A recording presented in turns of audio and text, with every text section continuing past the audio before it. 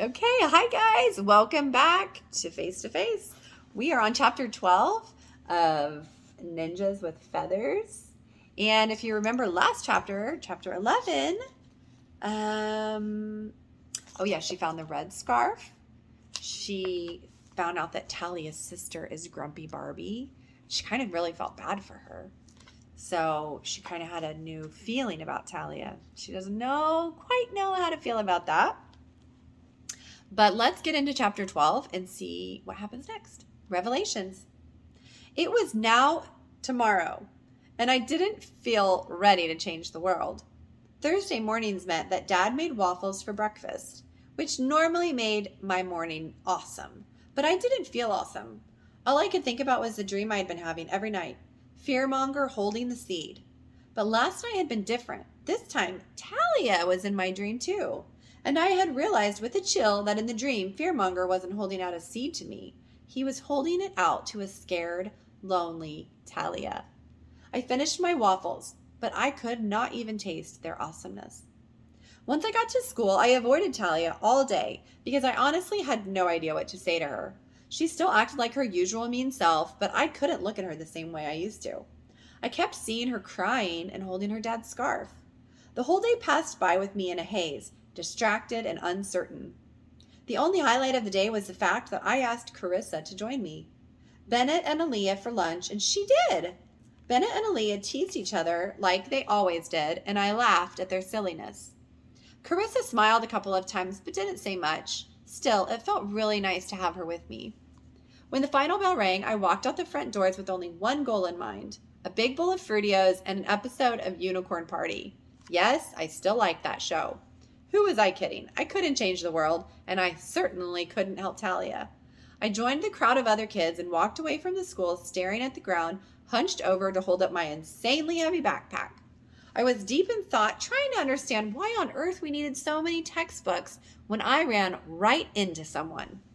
I fell backwards and landed on my butt with a grunt. A shadow loomed over me, and I flinched when I saw who it was. Oh, boogers. Of all the people to collide with, why did it have to be her? Get out of my way or I'll make you move, said Talia, quoting her sister's awful words. She looked like she'd been waiting for me. Uh-oh, that was not good. I stood up slowly and looked her in the eyes. I realized I didn't feel mad at her. I felt sad for her. I guess Talia could see the sadness in my eyes. Aw, is Zoe the Perfect going to say sorry again? Sorry, sorry, sorry. Talia smiled and a few kids laughed as they stopped to watch. Crowds always seem to gather when it looked like a fight was going to happen. You're so weird. You've always been so weird. Talia began circling me, taunting me. I had nothing to say. I just stood there and let her talk. You never do what everyone else does. You stay quiet when others complain. You stay in the corner when everyone's having fun. She leaned in close. I hate your perfect attitude and your perfect grades and your perfect family. Oh my gosh, that was it. That was why she hated me. That's why she called me Zoe the Perfect. 2 years ago. It had been a couple of weeks since I accidentally created Crazy Carissa's nickname and ruined her life, and things seemed to be fine again with Talia. In fact, things were so good, she decided she wanted to sleep over at my house. My parents were excited for me, too, to bring a friend home from school, but Grayson wasn't so sure. Talia, isn't that the mean little girl you always run around with at recess? I know her older sister, and she's really mean, too. I've heard the whole family's mean. Grayson, said Dad. One word was enough to make my brother stop talking. Talia's not mean, I said defensively. Grayson just raised an eyebrow. I sighed. Well, sometimes she can be really nice when she wants to be. You know what? Said Mom. We would love to have her. Maybe she just needs some love in action. We've got lots of that around here to give away. I rolled my eyes. My mom could be so lame. But she said yes. When Saturday afternoon rolled around, I was so excited. Talia had never been to my house before, and Dad said we could sleep in my playhouse in the trees. I was so excited. I carried out sleeping bags and pillows to the cute little shack and began laying out my favorite toys. As I pulled my Dream Defender dolls out of the toy box, a unicorn party sticker fluttered to the floor. I yelped and scooped it up into the garbage. I thought I'd gotten rid of all my unicorn party stuff. I could not let Talia see that. Here's a picture of her. Oh, it's kind of fun. Talia arrived and was very polite to my mom and dad, which kind of surprised me. Grayson frowned at her from the couch, and she frowned right back. We played in the playhouse until supper, giving bad haircuts to Barbies, which Talia apologized for, and watching weird videos on Talia's iPad, which had been a gift from her dad. She told me her dad was used to always giving her gifts, but he hadn't done it in a long time. Her eyes got glassy, and she noticed me looking at her. She sat up straight and told me to stop looking at her weird. We played quietly until supper was ready. As we sat down to eat, Talia looked at her plate and scrunched her nose. "What is this?" she whispered to me. "It's adobo. It's a Filipino meal." "It smells weird." "No way. It's awesome. Just try it. You'll like it." Talia picked some up and was about to taste it when Dad held out his hands. "Let's pray." "I want to pray," said Grayson excitedly. He always wanted to pray.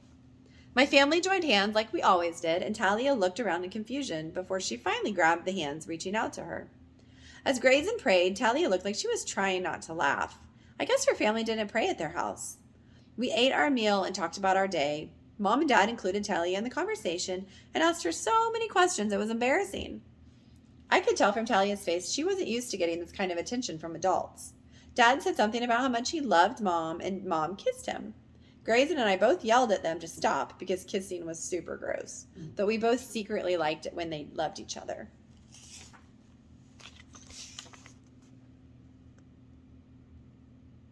She looks kind of uncomfortable. Once supper was done, we journeyed through the path to the playhouse.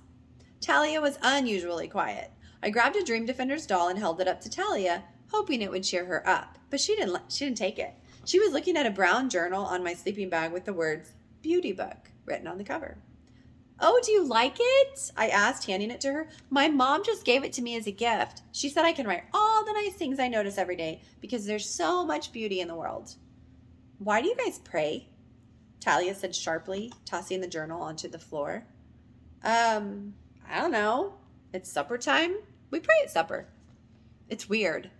Your dad kept thanking God for all these things and for blessing you guys. Don't you think that sounds like bragging? I put down the doll and sat on my sleeping bag. Not really. We're just thankful. Thankful? Said Talia. She seemed really mad all of a sudden, like way more than she normally was at school. Of course you're thankful. For your perfect parents who love each other, for your perfect room and your perfect toys, for your perfect weird food and your perfect invisible God. Everything's just perfect for you. What was happening? I slowly reached for my favorite stuffy, a cute little angel with a harp and diaper. I put it on my lap and hugged it. Are you okay, Talia? My family never... Talia caught herself and turned away from me. I realized that Talia had never told me about her family. I was surprised when tears formed in her eyes. I had never seen her cry. I don't like you anymore, she said, snatching her backpack. What do you mean? I'm your friend. No, you're not. You're just Zoe the Perfect. Oh, those words felt like a punch to my heart. Why are you acting so terrible? I said. Maybe that's just who I am, she said. Dad suddenly swung open the playhouse door, phone in hand. Hey, do you girls want to see a video of a sweet trick shot I just made? Talia made up a lie about not feeling well and needing to go home, then stomped angrily out the door and down the path, twigs breaking loudly under her feet. Every snap of a branch felt like a piece of our friendship breaking apart. Zoe, is everything okay? Said Dad. No, I thought. Yes, I said. He gave me a hug, said something I didn't hear, and went back to the house. I started down the path, more confused than I had ever felt in my whole life.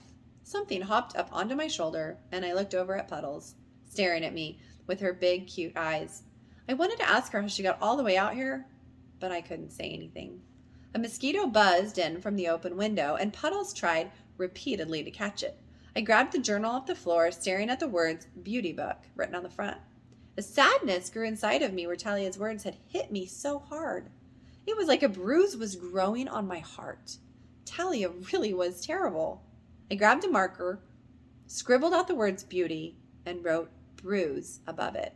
I opened my new bruise book to the first page and started to write. Talia stepped toward me and pointed. I don't like your super holy attitude.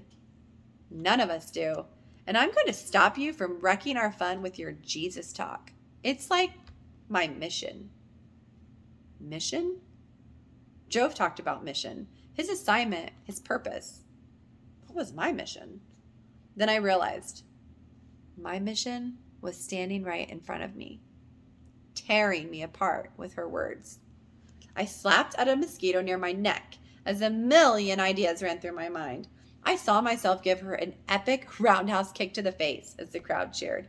I saw myself snap back at her with the best comebacks ever as she crumpled to the ground crying in defeat. I saw 1,000 ways to get revenge, but all of them felt like poison in my gut. Only one thought didn't make me feel sick, even though I knew it would be hard. The best choices are usually the hardest. So I forced myself to do it. I took a deep breath and spoke not just to Talia, but to all my classmates. I know you think I'm weird and different, and to be honest, I am different. I make different choices, I believe different things, but I don't think I'm better. I realize now that I'm no better than anyone else. What makes me different is that I believe there's someone who is better, and he loves me enough to help me be different and make wise choices. I looked at the sea of faces surrounding me. I saw shock, confusion, and doubt on many of them. But a few faces had small smiles of understanding. That would have to be enough. I can't change you, Talia. I can only change myself. Talia stared in shock for a few long seconds, and then she seemed to remember she was surrounded by kids who were all watching her. She laughed and pulled out her phone. Whatever, Zoe the Perfect. Maybe I should flatten you right here and take another picture for everybody to laugh at. You want me to pose for a picture? I said, feeling done with this conversation. Here's one of me walking away. I adjusted my heavy backpack, turned on my feet, and took off before she could say another word. I tried to walk as calm as possible, even though I expected her to blast me with a bazooka or throw man-eating tigers at me or whatever supervillains like her do. But nothing happened, so I just kept walking, one foot in front of the other, and with each step I felt a little lighter and I breathed a little easier. Those shoes of peace were really living up to their name right now. See, Jove said, appearing beside me. That armor sure comes in handy. That was terrifying, I said once we were out of sight. You did great. I was right there cheering you on. Jove shot out his arms, his hands now somehow holding pom-poms. He danced and shouted, Zoe, Zoe, she's our girl. If she can't do it, I guess I'll hurl. I groaned. Keep working on your cheers, big guy. I sat at the table looking at my family. Dad kept teasing us, never knowing when to stop. Mom talked too much and didn't let us answer questions she asked us. Grayson mumbled responses and wouldn't look anyone in the eye. I don't know what Talia was talking about. My family was not perfect. No family was perfect. But family was still everything. Earth to Zoe, said Dad, startling me and making me drop my fork. Grayson laughed. Normally I'd shoot him a mean look, but I remembered I was wearing the breastplate of righteousness and decided to laugh with him instead. Huh? What? Sorry, I wasn't listening. I was asking you how your day was. Crazy, I thought. Normal, I said. That's not what I heard, said Grayson. I heard you and Talia got in a fight today. Now it was Mom's turn to drop her fork. What? We didn't get in a fight. She was just having a bad day, that's all, I said immediately. Oh, sorry. She was just being Talia the Terrible like always, said Grayson. She was just having a bad day. That's all, I said immediately, wondering why on earth I just offended her. Every day is a bad day for her. Well, maybe it's because she doesn't have an awesome family like I do. My awesome parents? My awesome brother?